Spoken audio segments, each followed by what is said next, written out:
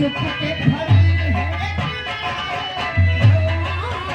चुप के खड़ी है किनारे में वो बचिए चुप के गुजरे किसी गली के अंगना में गालों पे कहती है ये खिड़की जो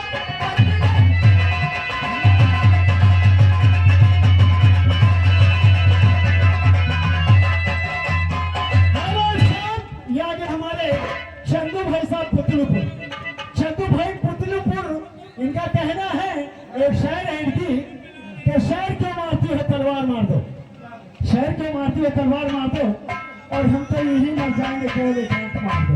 हेलो मास्टर साहब, देखिए टाइम बहुत कम है और काम ज्यादा है।